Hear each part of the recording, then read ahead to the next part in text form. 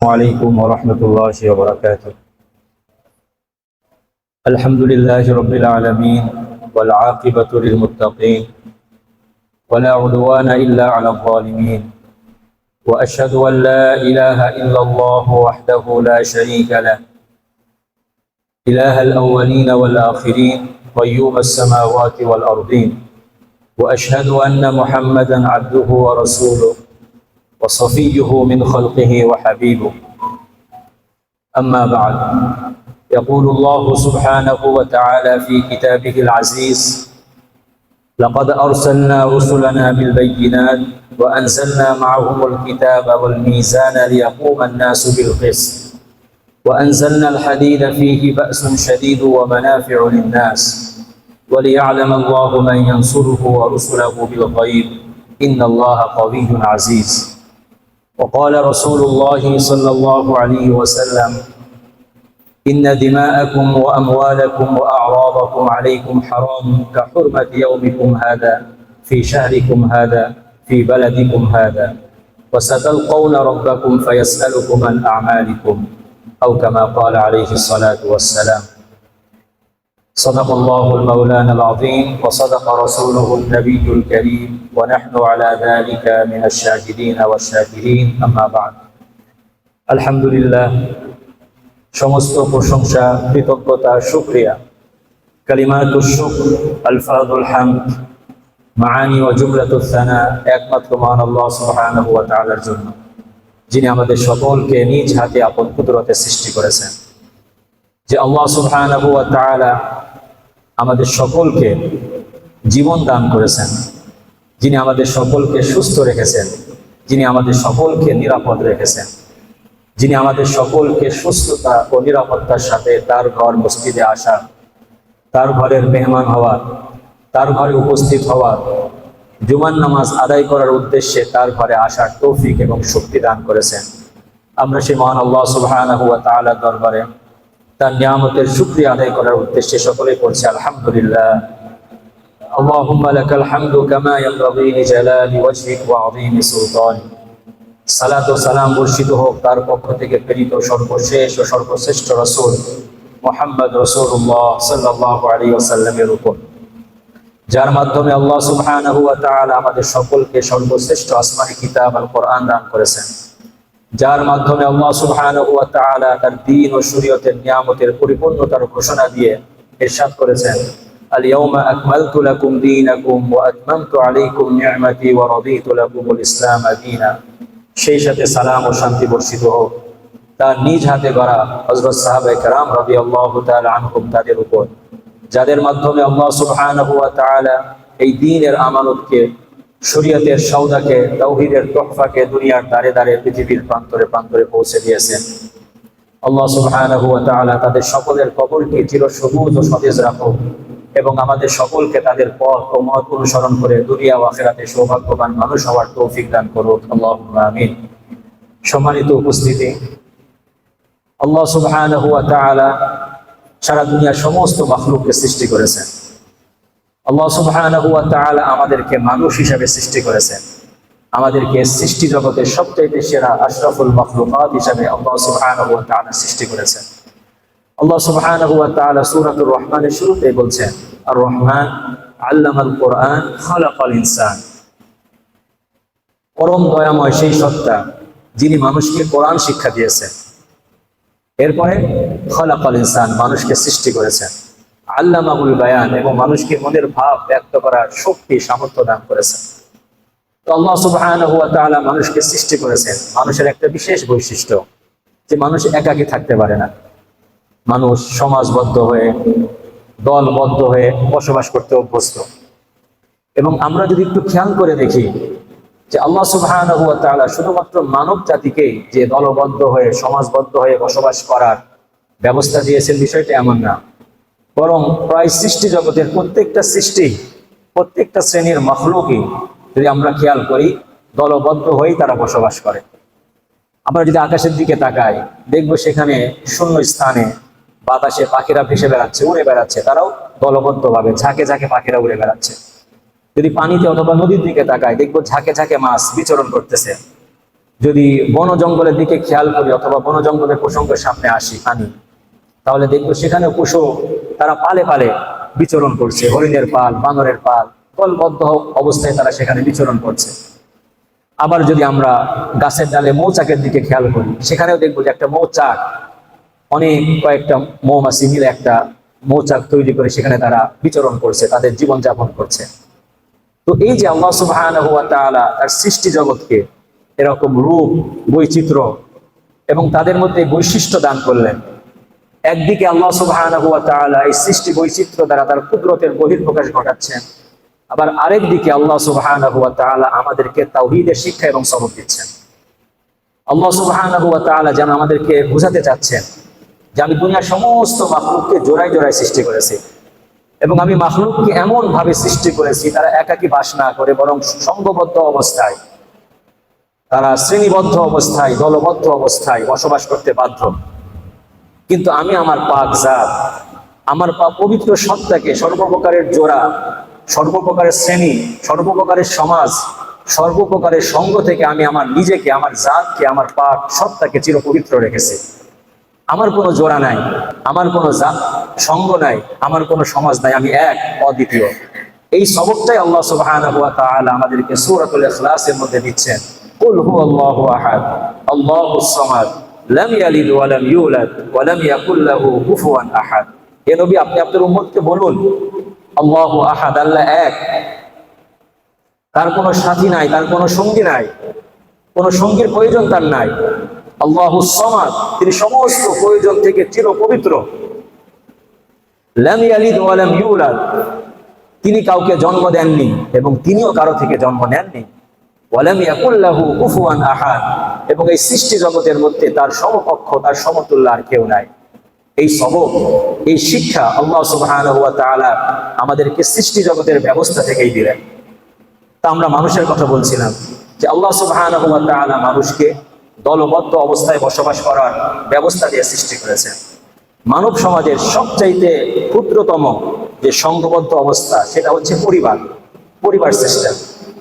আল্লাহ সুবহানাহু ওয়া তাআলা মানুষকে পরিবারবদ্ধ অবস্থায় জীবনযাপন করার একটা ব্যবস্থা দিয়েছেন। একজন নারী, একজন পুরুষ একটা নির্দিষ্ট নিয়মে একত্রিত হয়ে তারা একটা পরিবার তৈরি করে, এরপরে সেই পরিবারের সদস্য সংখ্যা বাড়তে থাকে। আল্লাহ সুবহানাহু ওয়া তাআলা এই পরিবার ব্যবস্থা, এটাও আল্লাহ তাআলার একটা নিয়ামত। আল্লাহ তাআলা সূরা ফুরকানের মধ্যে বলছেন, ওয়া হুয়াল্লাযী খালাকা মিনাল মাই বাশারা ফাজআলাহু নাসাবান ওয়া সিহরা ওয়া কানা রাব্বুকা কাদিরা।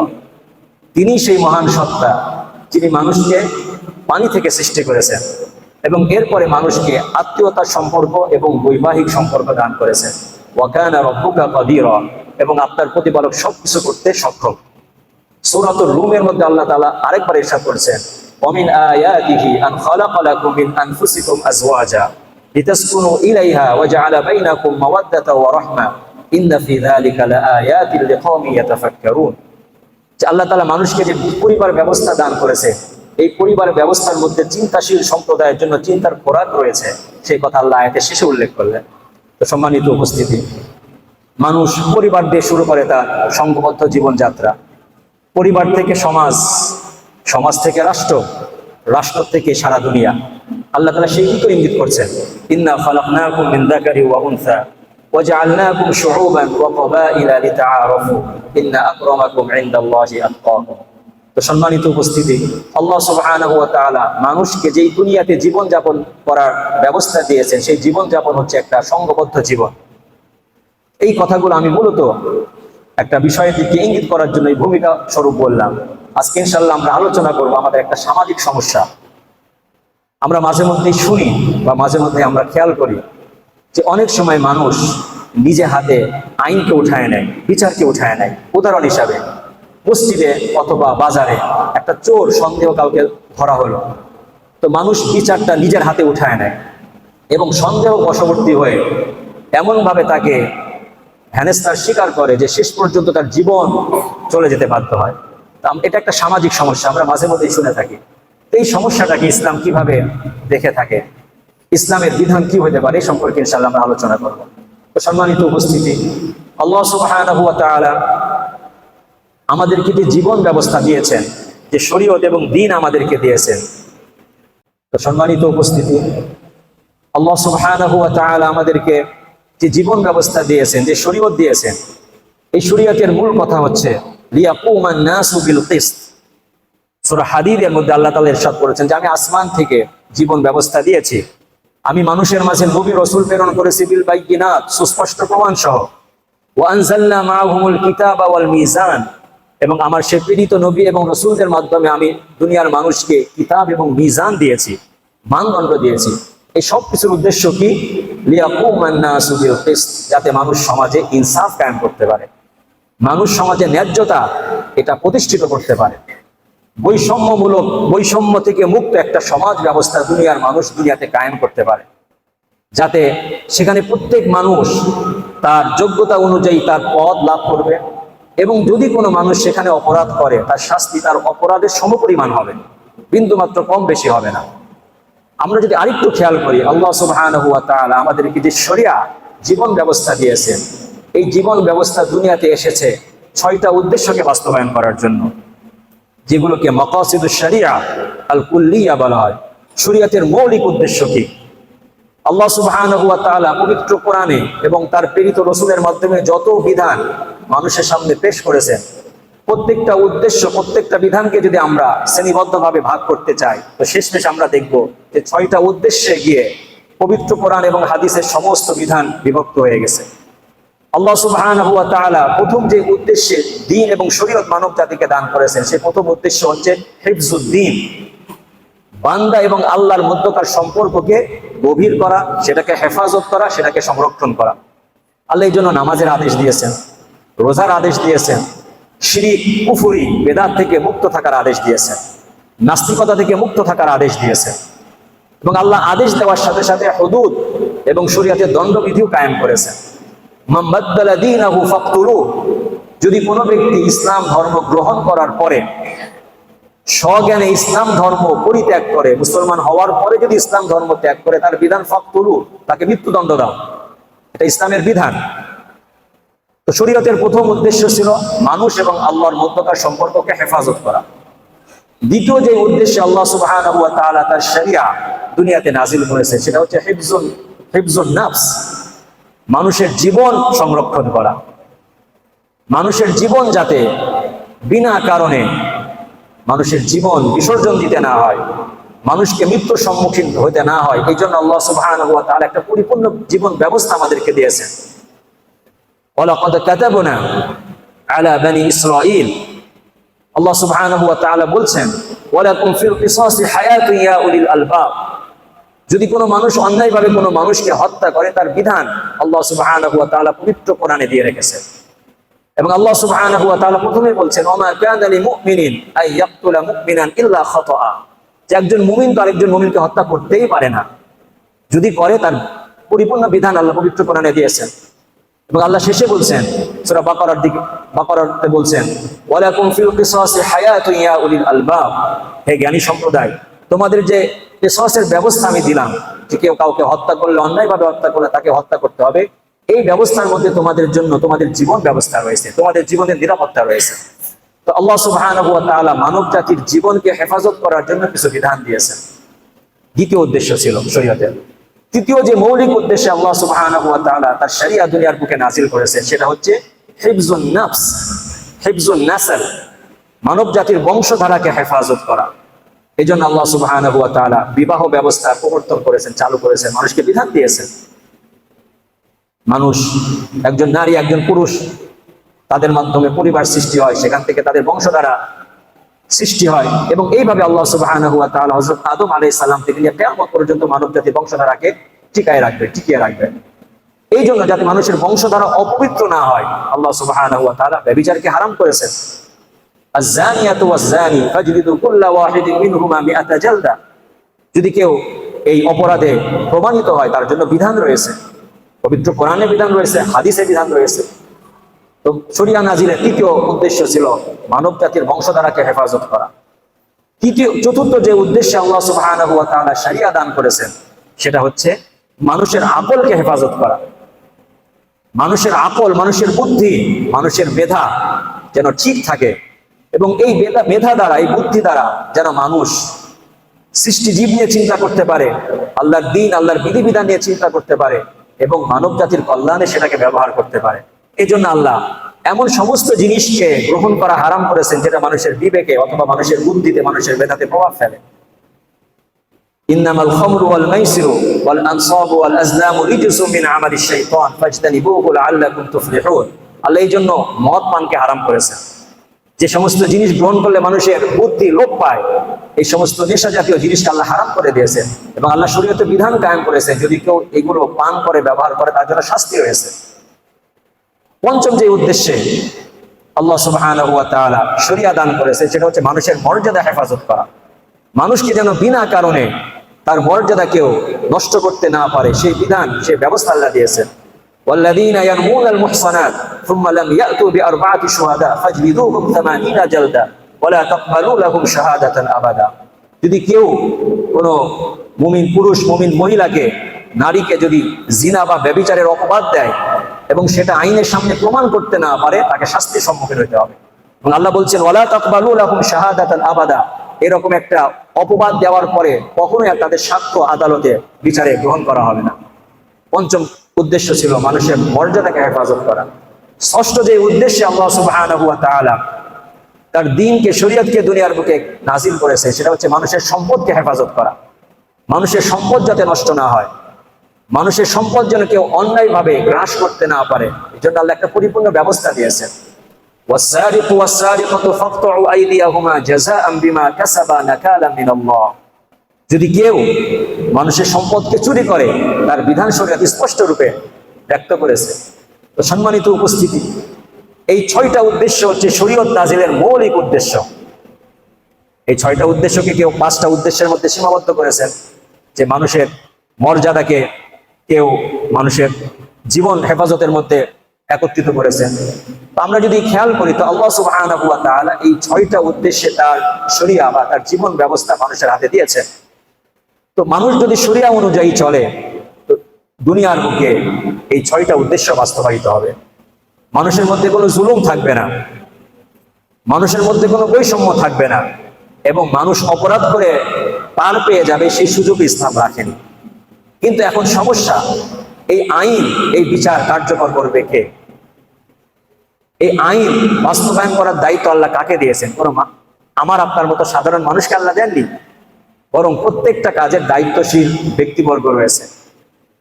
তারা তাদের সামনে যদি অপরাধ হিসাবে প্রমাণিত হয় তখনই শুধুমাত্র আল্লাহ সুবহানাহু ওয়া তাআলার ফয়সালা, যে তার বিধান তার হুদুদকে বাস্তবায়ন করা যেতে পারে। শরীয়তের একটা প্রসিদ্ধ মূলনীতি আল হুদুদ তানদারিউ বিশুবহাত, যে শরীয়ত কর্তৃক নির্দিষ্ট যে বিধান আল্লাহ সুবহানাহু ওয়া তাআলা দিয়েছে সেগুলো সামান্যতম সন্দেহের কারণে রহিত হয়ে যায়।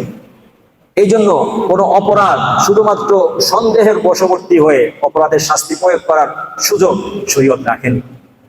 সম্মানিত উপস্থিতি, আমরা যদি খেয়াল করি যে মানুষ আসলে কখন আইনকে নিজের হাতে উঠায় নেয়, মানুষ কখন বিচারকে নিজের হাতে উঠায় নেয়, এবং এটা একটা সামাজিক সমস্যা শুধু আমাদের দেশে না, দুনিয়ার অনেক জায়গায়। এবং আইনে একটা, যারা আইন নিয়ে পড়াশোনা করেন সেখানে এই বিষয়টা নিয়ে আলোচনা করা হয় যে এটা একটা সমস্যা, একটা আইনগত সামাজিক সমস্যা। এটাকে মব জাস্টিস বলা হয়। আবার যারা আইনবিদ তারা বলতে এটা মব আবার জাস্টিস হয় কিভাবে, তারা বলছে এটা মব জাজমেন্ট, যে উত্তেজিত জনতা কোনো আইনকে যদি উঠায় নেয় সেটা একটা জাস্টিস বলা যায় না, ইনসাফ বলা যায় না, সেটা তারা নিজেদের উদ্দেশ্যে একটা বিচার করার তারা চেষ্টা করলো। তো তাদের মধ্যে আলোচনা আছে। আমরা যদি খেয়াল করি বা জানতে চাই, বুঝতে চাই যে মানুষ কখন এইভাবে নিজের হাতে আইন উঠিয়ে নেয়, কোন একটা জায়গায় একটা অপরাধ হিসাবে কারো ব্যাপারে কথা হচ্ছে, মানুষ কখন তাকে শাস্তি দেওয়ার জন্য উদ্যত হয়, কখন? যদি আমাদের সমাজে ইনসাফ যদি না থাকে, যদি আমাদের বিচার ব্যবস্থা যদি শক্তিশালী না থাকে, তখন মানুষ দেখে যে আমাদের বিচার ব্যবস্থা আছে, বাকি এই বিচার ব্যবস্থা অপরাধীকে শাস্তি দেয় না, শুধুমাত্র দুর্বলকে শাস্তি দেয়। কিন্তু ঘটনাক্রমে আমরা যে ইনসাফ কায়েম করার জন্য যাকে শাস্তি দিচ্ছি সেও কিন্তু সমাজের শক্তিশালী কেউ না, সেও এক সমাজের খুবই দুর্বল একটা মানুষ। তো আমরাও যে ইনসাফ কায়েম করতে যাই বা বিচার প্রয়োগ করতে যাই, আমরা ওই দুর্বলের উপরই বিচারটাকে প্রয়োগ করি, আমরা শক্তিশালীকে শাস্তি দিতে পারি না। তো যদি সমাজে ইনসাফ না থাকে, বিচার ব্যবস্থা যদি শক্তিশালী না থাকে, যদি আপনার বিচারকে শক্তিশালীভাবে যদি কার্যকর করার ব্যবস্থা না থাকে, তখন মানুষ বিচারকে নিজের হাতে উঠায় নেয়। এবং এই যে মানুষ বিচারকে নিজের হাতে উঠায় নেয়, আইনকে মানুষ নিজের হাতে উঠায় নেয়, আমরা অনেক নমুনা দেখি। আমরা এমনও শুনেছি বেশ কিছুদিন আগের কথা, যে একটা স্কুলের সামনে একটা মহিলা দীর্ঘ সময় পায়চারি করছিলেন। তো মানুষ, যাদের বাচ্চারা সেই স্কুলে পড়ে, তারা সেই মহিলাকে ছেলে ধরা সন্দেহ করে গণপিটুনি দিয়ে তাকে একেবারে সেই ঘটনাস্থলেই তাকে মেরে ফেলে, যে সে ছেলে ধরা এই সন্দেহ। অনেক সময় আমাদের মসজিদগুলোতে, আল্লাহ মাফ করুন, অনেক সময় মানুষকে সন্দেহ করা হয় সে জুতা চুরি করছিল। এই সন্দেহে অনেক সময় আমরা তাকে এই পরিমাণ শাস্তি দিই যে তার জীবন নাশের কারণ হয়ে যায়। আবার অনেক সময় মোবাইল চোর, হয়তো বাজারে হতে পারে, হাটে হতে পারে, এই সব জায়গায় আমরা কি করি, আইনটাকে নিজের হাতে উঠায় নি। তো এই যে আইনটাকে নিজের হাতে উঠায়নি, তার কিছুটা ধাপ আছে, স্তর আছে। স্তরগুলো যদি আপনি খেয়াল করে দেখবেন, আমরা ইসলাম প্রত্যেকটা স্তরে কিছু বিধান দিয়ে রেখেছে। যেমন প্রথমে ঘটনাটা ঘটে, মসজিদে ঘটতে পারে, বাজারে ঘটতে পারে, মাঠে ঘটতে পারে, বাসে ঘটতে পারে। তো ঘটনা ঘটলো, এরপরে মানুষের মধ্যে একটা উত্তেজনার সৃষ্টি হয়, যে ঘটনা ঘটলো, এটা একটা সমাধান হওয়া দরকার। এই যে মানুষের মধ্যে উত্তেজনা ঘটছে, এই সময় ইসলাম কি বলছে যে আমার উত্তেজনাকে আমি কিভাবে দমন করব। আমি গত সপ্তাহে বলেছিলাম যে আল্লাহ রসুলকে ইহুদি সম্প্রদায় তারা সালামের পরিবর্তে আসসালামু আলাইকুম এটা বলতো। হযরত আয়েশা সিদ্দিকা রাদিয়াল্লাহু তাআলা আনহা ঘরে বসে তাদের সালাম দেওয়া শুনছিলেন। আল্লাহ রসুল যখন ঘরে আসলেন, তখন তার চোখে মুখে একটা উত্তেজনার ভাব ছিল, যে আল্লাহ রসুল আপনি কি শুনেন না ওদের আপনাকে কি বলে। ওই সময় আল্লাহ রসুল সাল্লাল্লাহু আলাইহি ওয়াসাল্লাম হযরত আয়েশা সিদ্দিকা রাদিয়াল্লাহু তাআলা আনহাকে একটা হাদিস শুনিয়েছিলেন, ইন্নাল্লাহা রাফীকুন ইউহিব্বুর রিফকা ওয়া ইউতি আলার রিফকি মা লা ইউতি আলাল উনফি ওয়া মা লা ইউতি আলা মা সিওয়া। আল্লাহ সহনশীল। আল্লাহ আমাদেরকে বোঝার জন্য আল্লাহ রাসূল বলতেছেন সহনশীল। আমরা দেখি মানুষ কিছু থাকে, উত্তেজিত মানুষ খুব সহজে উত্তেজিত হয়ে যায়। এবং আমরা যদি খেয়াল করে দেখি, আমাদের পারিবারিক যত সমস্যার সৃষ্টি হয়, এবং পারিবারিক সমস্যার শেষ রূপটা হচ্ছে বিবাহ বিচ্ছেদ হয়ে যাওয়া, তালাক দিয়ে দেওয়া, ডিভোর্স দিয়ে দেওয়া। আমরা যদি খেয়াল করি, প্রত্যেকটা ঘটনার নেপথ্যে যে কারণ সেটা হচ্ছে উত্তেজনা এবং বিবেচনা বহির্ভূত একটা সিদ্ধান্ত নেওয়া। তো উত্তেজনার ব্যাপারে আল্লাহ রাসূল সাল্লাল্লাহু আলাইহি ওয়াসাল্লাম বলছেন ইন্নাল্লাহা রাফীক, আল্লাহ সহনশীল।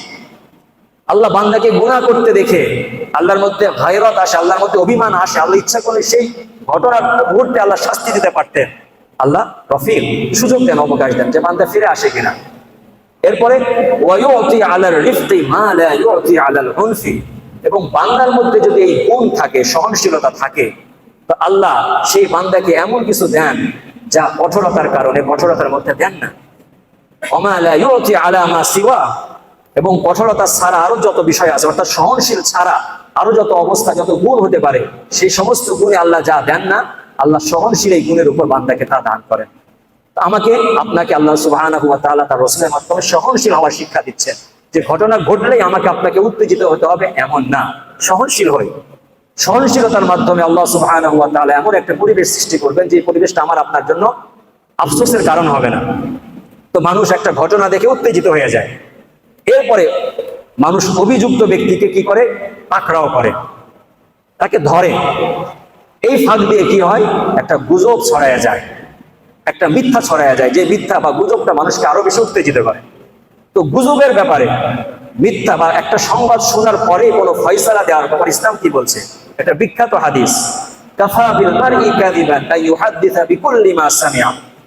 একজন মানুষ মিথ্যাবাদী হওয়ার জন্য এতটুকুই যথেষ্ট, যা শুনে সেটাই প্রচার করে। আমার কানে যেটা আসলো আমি সেটাই প্রচার করলাম, আমার মিথ্যাবাদী হওয়ার জন্য এটাই যথেষ্ট। এবং সংবাদ সংগ্রহের ব্যাপারে কতটুকু আমাকে আপনাকে সচেতন হতে হবে, আমাকে আপনাকে সংবাদের উৎস সম্পর্কে কতটুকু সচেতন হতে হবে, আল্লাহ সুবহানাহু ওয়া তাআলা সূরাতুল হুজুরাতের একটি আয়াতের মধ্যে সে শিক্ষা দিচ্ছে, ইয়া আইয়ুহাল্লাযীনা আমানু ইন জাআকুম ফাসিকুম বিনাবাইন ফাতাবায়ানু।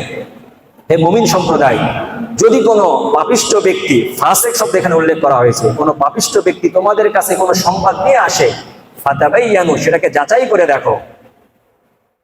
সেটাকে যাচাই করার পূর্বে এমন কোনো সিদ্ধান্ত নিও না, এমন কোনো পদক্ষেপ নিও না।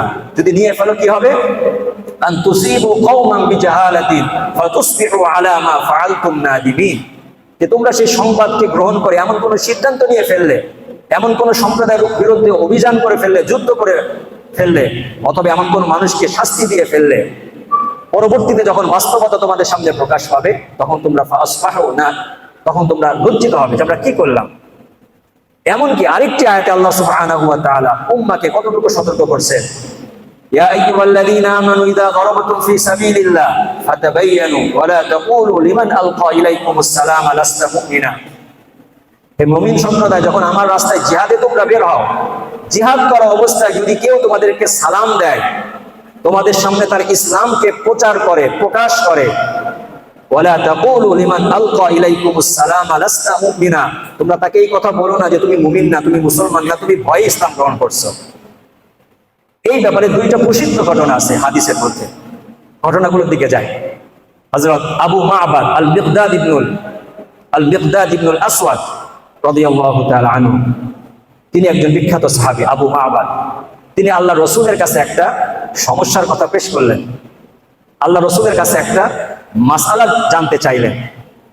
আল্লাহ রসুলকে বললেন, হে আল্লাহ রসুল, আর আইতা, আমাকে বলুন দেখি, যদি আমি কোনো কাফেরের সঙ্গে যুদ্ধে লিপ্ত থাকি, জিহাদে লিপ্ত থাকি, এবং সে সুযোগ পেয়ে ফাদরাবানি বিসাইফিহি ওয়া কাতা ইহদা ইয়াদাইয়া, সে যদি তার তরবারি দিয়ে আমার হাতে আঘাত করে এবং আমার হাত একটা কেটে ফেলে, এরপরে সুম্মা লাদা মিন্নি বিশাজারাতিল ফাকালা আসলামতু লিল্লাহ, এরপরে সে আমার হাত থেকে দূরে গিয়ে একটা গাছের আড়ালে গিয়ে সে যদি ওখান থেকে বলে আসলামতু লিল্লাহ, আমি আল্লাহর জন্য ইসলাম গ্রহণ করলাম, আক্তুলহু বা'দা আন ক্বাল, সে কি এই কথার সাক্ষ্য দেওয়ার পরে আমি তাকে হত্যা করতে পারবো? আল্লাহ রসুলের কাছে হযরত আবু মা'বাদ আল-মিকদাদ ইবনুল আসওয়াদ রাদিয়াল্লাহু তাআলা আনহু তিনি একটা মাসালা জিজ্ঞাসা করলেন, হে আল্লাহ রসুল, জিহাদের ময়দানে যদি কোনো কাফের আমার একটা হাত, আমার একটা বাহু কেটে ফেলে, এরপরে সে কোনো গাছের আড়ালে গিয়ে যদি বলে আসলামতু লিল্লাহ, আমি আল্লাহর জন্য ইসলাম গ্রহণ করলাম, এই অবস্থায় আমি তাকে হত্যা করতে পারবো কি পারবো না? আল্লাহ রসুলের ফতোয়া জবাব শোনার আগে আমরা নিজেরা চিন্তা করি যে আমরা হলে কি বলতাম। আমরা হলে এই কথাই বলতাম যে তুমি আমাকে বোকা পেয়েছো, তুমি তো নিজেকে বাঁচানোর জন্য এখন ইসলাম গ্রহণ করতেছো। কিন্তু আল্লাহ রসুল হযরত আবু মা'বাদ যখন এই কথা জিজ্ঞাসা করলেন, আল্লাহ রসুল বললেন, লা তাকতুলহু, তুমি তাকে হত্যা করতে পারো না। হযরত আবু মা'বাদ আবার বললেন, ইয়া রাসূলুল্লাহ, কাতা ইহদা ইয়াদাইয়া, আমার একটা বাহু সে কেটে ফেলেছে, এরপরে সে আমার থেকে বাঁচার জন্য সে ইসলাম গ্রহণ করেছে, এই কথা ঘোষণা দিচ্ছে, আক্তুলহু, আমি কি তাকে হত্যা করতে পারবো? আল্লাহ রাসূল দ্বিতীয়বার আবার বললেন, লা তাকতুলহু, তাকে হত্যা করো না। ফাইন কাতালতাহু ফাইন্নাকা বিমানজিলাতিহি ক্বাবলা আন ইয়াকুলা কালিমাতাহু ওয়া ইন্নাহু বিমানজিলাতিকা ক্বাবলা আন তাকতুলাহু, যদি এই কথার সাক্ষ্য দেওয়ার পরেও তুমি তাকে হত্যা করো, তাহলে হত্যা করার পরে তুমি তার অবস্থায় যাবে তার কালিমার সাক্ষ্য দেওয়ার আগে যে অবস্থা ছিল তার, আর তাকে হত্যা করার পরে সে তোমার অবস্থায় আসছে তাকে হত্যা করার আগে তুমি যে অবস্থায় ছিলে। আল্লাহ রাসূল এই পরিমাণ তাকে সতর্ক করলেন। আরেকটা প্রসিদ্ধ ঘটনা, হযরত উসামা ইবনে যায়েদ রাদিয়াল্লাহু তাআলা আনহু, তাকে আল্লাহ রাসূল সাল্লাল্লাহু আলাইহি ওয়াসাল্লাম আরো কিছু সাহাবী সহ হুরাকা, জুহাইনা কবিলা, জুহাইনা গোত্রের একটা হুরাকা, একটা উপগোত্রের কাছে পাঠিয়েছিলেন জিহাদের জন্য। তিনি বলছেন যে আমি এবং একজন আনসারী সাহাবী একজন কাফেরের পিছু নিলাম, এবং তাকে যখন আমি আঘাত করার জন্য প্রস্তুত, তখন সে ক্বালা লা ইলাহা ইল্লাল্লাহ, লা ইলাহা ইল্লাল্লাহ সাক্ষ্য দিয়ে ফেললো। আমার সাথে যে আনসারী সাহাবী ছিল ফাকাফা আনহু, সে তাকে ছেড়ে দিল, যে না, সে তো কালেমার সাক্ষ্য দিয়ে ফেলেছে, তাকে হত্যা করা যাবে না। কিন্তু হযরত উসামা বলছেন, এরপরে আমি তাকে হত্যা করলাম, যুদ্ধের ময়দানে ছিলেন। যখন বাহিনী কাফেলা, যখন মুজাহিদ বাহিনী যখন মদিনায় ফিরে আসলো, আল্লাহ রাসূলের কাছে এই ঘটনা পৌঁছে গেল যে উসামা একজন কাফেরকে হত্যা করেছে লা ইলাহা ইল্লাল্লাহ শাহাদা সাক্ষ্য দেওয়ার পরে। আল্লাহ রাসূল তাকে বললেন, ইয়া উসামা, আকাতালতাহু বা'দা আন ক্বালা লা ইলাহা ইল্লাল্লাহ, হে উসামা, তুমি কি তাকে লা ইলাহা ইল্লাল্লাহ এই কালিমার সাক্ষ্য দেওয়ার পরে হত্যা করলে? হযরত উসামা বললেন, ইয়া রাসূলুল্লাহ, ইন্নামা কানা মুতাআউযিরান, হে আল্লাহর রাসূল, সে আমার থেকে বাঁচার একটা কৌশল অবলম্বন করেছিল, আমার থেকে বাঁচার জন্য সে কালিমার শাহাদা দিয়েছে, সাক্ষ্য দিয়েছে। আল্লাহ রাসূল আবার বললেন, আকাতালতাহু ইয়া উসামা বা'দা আন ক্বালা লা ইলাহা ইল্লাল্লাহ, হে উসামা, তুমি কি তাকে লা ইলাহা ইল্লাল্লাহ সাক্ষ্য দেওয়ার পরে হত্যা করেছো? আল্লাহ রাসূল বারবার এই কথা উচ্চারণ করতে লাগলেন। হযরত উসামা শেষে মন্তব্য করছেন, ফাতামান্নাইতু আন্নী লাম আকুন আসলামতু ক্বাবলা হাযাল ইয়াউম, আল্লাহ রাসূলের এইরকম বারবার একই কথা উচ্চারণ করার কারণে আমি মনে মনে বললাম, যদি আমি আজকের পূর্বে ইসলামই গ্রহণ না করতাম তাহলে তো আল্লাহ রসুলের সামনে এই কথা শুনতে হইতো না। আল্লাহ রসুল এত তার প্রতি রাগ প্রকাশ করলেন। আরো দুইটা বর্ণনা এসেছে হাদিসে। আল্লাহ রসুল তাকে বললেন, আশাকাকতা আন কলবিহি হাত্তা তা'লামা আকালাহা আম লা। তুমি কি তার অন্তর চিরে দেখেছো, সে অন্তরের মধ্যে কালিমা লা ইলাহা ইল্লাল্লাহ এটা কেন সাক্ষ্য দিয়েছে, তোমার থেকে বাঁচার জন্য না আল্লাহর প্রতি পরিপূর্ণ ঈমান আনার জন্য? তুমি কি তার অন্তর চিরে দেখেছো এটা? আরেকটি হাদিস আল্লাহ রসুল বলতেছেন, ওয়া কাইফা তাসনাউ বিলা ইলাহা ইল্লাল্লাহ ইযা জাআত ইয়াউমাল কিয়ামাহ। হে উসামা, তোমার অবস্থা কি হবে যখন কাল কিয়ামতের দিন এই ব্যক্তি লা ইলাহা ইল্লাল্লাহ এই কালিমা নিয়ে আল্লাহ তাআলার সামনে তোমার বিরুদ্ধে মামলা দায়ের করবে, তখন তোমার অবস্থা কেমন হবে? তো সম্মানিত উপস্থিতি, দেখেন জিহাদের ময়দানে, যুদ্ধের ময়দানে একজন কাফের, এটাই স্বাভাবিক। আমি আপনি, আমার আপনার যতটুকু বিবেক বুদ্ধি আছে এটাই স্বাভাবিক, সে বাঁচার জন্যই, মৃত্যুর হাত থেকে বাঁচার জন্য, আঘাতের হাত থেকে বাঁচার জন্য হয়তো ইসলাম গ্রহণ করবে। কিন্তু এই অবস্থাতে আল্লাহ রাসূল সাল্লাল্লাহু আলাইহি ওয়াসাল্লাম তার ঈমানকে, তার এই শাহাদাকে, তার এই সাক্ষ্যকে কতটুকু গুরুত্ব দিয়েছেন, এবং এরকম একজন মানুষকে হত্যা করার কারণে তিনি তার প্রিয় সাহাবীর উপর কতটুকু রাগান্বিত হয়েছিলেন। তো আমি আপনি যদি কোনো মানুষকে শুধুমাত্র অজুহাত অথবা অভিযোগ অথবা সন্দেহর বশবর্তী হয়ে তার প্রাণ নাশের কারণ হয়, তা আমার আপনার অবস্থা কেমন হতে পারে? আল্লাহ রাসূল সাল্লাল্লাহু আলাইহি ওয়াসাল্লাম সর্ব অবস্থায় তার উম্মতকে মানুষের রক্ত থেকে, মানুষের প্রতি আঘাত করা থেকে, মানুষকে অপমান করা থেকে, হুকুকুল ইনসান থেকে, মানব অধিকার থেকে সতর্ক থাকার আদেশ দিয়েছে, শিক্ষা দিয়েছে। তো সম্মানিত উপস্থিতি, এইভাবে ইসলাম আমাদেরকে সর্ব অবস্থার সমস্ত বিধিবিধান দিয়েছে। আরেকটি ঘটনা যে ইসলাম আমাদেরকে কতটুকু সহনশীল হওয়ার আদেশ দেয়। আল্লাহ রাসূল সাল্লাল্লাহু আলাইহি ওয়াসাল্লামের মসজিদে নববী, আমি আপনি অনেক সময় আমার আপনার মসজিদে যদি কেউ জুতা পরে ঢোকে, আমি আপনি উত্তেজিত হয়ে যায়, এমন অনেক আচরণ করে ফেলি যে আচরণটা তার অপরাধের চাইতে হয়তো অনেকটা বেশি হয়ে যায়। আল্লাহ রাসূল সাল্লাল্লাহু আলাইহি ওয়াসাল্লামের মসজিদে নববীতে একজন বেদুইন সাহাবী জুতা পরে ঢুকছেন, বিষয়টি এমন না, আমরা অনেকেই জানি। বালা আরাবিয়্যুন ফি মসজিদিন নবী সাল্লাল্লাহু আলাইহি ওয়াসাল্লাম, আল্লাহ রাসূলের মসজিদে নববীতে একজন বেদুইন সাহাবী, গ্রাম্য সাহাবী মসজিদে নববীর মধ্যে পেশাব করে দিয়েছেন। ফাকামা আন-নাসু ইলাইহি লিয়াকাউ ফি, মানুষ, উপস্থিত মুসল্লি যারা ছিলেন সাহাবায়ে কেরাম, তাকে মারার জন্য সবাই উঠে গেছেন। আল্লাহ রাসূল তার জায়গা থেকে বলছেন, দাও, ছেড়ে দাও। যে শুরু করেছে সে জানতো না, বা সে আরেক পরিবেশ থেকে আসছে, যেটা শুরু করেছে যে এখন বাধা দিতে যাও পরিবেশটা আরো বেশি খারাপ হবে, দাও, তাকে তার অবস্থায় ছেড়ে দাও। সমাধান কি? ওয়া আরিকু আলাইহি সাজলাম মিন মা, এরপরে সে যেখানে পেশাব করছে এক বালতি পানি ঢেলে দাও। সমাধান তো তার চেয়ে অনেক সহজ। এরপরে আল্লাহ রাসূল সাল্লাল্লাহু আলাইহি ওয়াসাল্লাম যে কথাটা বললেন, সেই কথাটা আমার আপনাকে সারা জীবন মনে রাখার মতো কথা। ফাইন্নামা বুইসতুম মুয়াসসিরিন ওয়া লাম তুবআথু মুআসসিরিন, আল্লাহ সুবহানাহু ওয়া তাআলা তোমাদেরকে, আমার উম্মতে মুহাম্মাদীকে দুনিয়াতে পাঠিয়েছে, তাদেরকে দুনিয়াতে সৃষ্টি করেছে কেন? মুয়াসসিরিন, তারা সহজতার বার্তা এবং সহজতার পয়গাম দুনিয়ার মধ্যে ছড়ায় দিবে। তারা মানুষের সামনে সহজতা পেশ করবে, কঠোরতা মানুষকে দেখাবে না। তারা মানুষকে উদারতা দেখাবে, মানুষকে তারা বন্ধুত্ব শেখাবে, মানুষকে তারা শান্তি এবং সাম্য শেখাবে। ওয়ালাম তুবআথু মুআসসিরিন, তোমরা মানুষের প্রতি কঠোরতা আরোপ করার জন্য আল্লাহ তোমাদেরকে পাঠায়নি।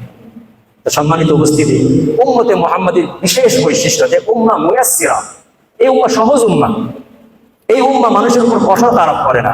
বাকি শরীয়তের যে হক, যেখানে সেই হক অবশ্যই আপনাকে বাস্তবায়ন করতে হবে। আল্লাহ নিজেও বলতেছেন কঠোরতার জায়গায় কঠোরতা। আল্লাহ সূরাত মুহাম্মাদের মধ্যে একেবারে এই উম্মতের পরিপূর্ণ একটা কাঠামো দিয়ে রেখেছেন। মুহাম্মাদুর রাসূলুল্লাহ ওয়াল্লাযীনা মাআহু আশিদ্দাউ আলাল কুফফার রুহামাউ বাইনাহুম, তারা কঠোরতার জায়গায় কঠোরতা, আবার যেখানে নরম হওয়ার জায়গা, যেখানে আল্লাহ নরম হতে বলতেছে, শরিয়া দ্বীন শরিয়ত যেখানে নরম হতে বলতেছে, তখন সেখানে তাদের চাইতে নরম উদার আর কেউ হতে পারে না। সম্মানিত উপস্থিতি, আল্লাহ সুবহানাহু ওয়া তাআলা আমাদেরকে যে দ্বীন দিয়েছেন, শরিয়া দিয়েছেন, যে আইন দিয়েছেন, সেই আইনটা যদি আমি আপনি দুনিয়াতে বাস্তবায়ন করতে পারি, তাহলে এই দুনিয়ার বুকে একটা জান্নাতি পরিবেশ কায়েম হবে, দুনিয়ার বুকে ইনসাফ, আদালত কায়েম হবে।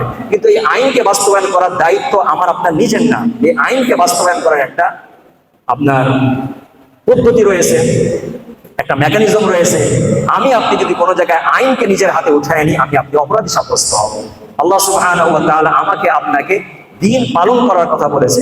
দিনের কোনো বিধিবিধান আমি আপনি প্রয়োগ করবো আমার আপনার অধিকার ছাড়া, সেটা আমাকে আপনাকে অপরাধী সাব্যস্ত করে দিবে। এই জন্য সম্মানিত উপস্থিতি, আমি আপনি এই দিনের প্রতিনিধি, এই দিন ইসলামের দূত হচ্ছে আমি আপনি।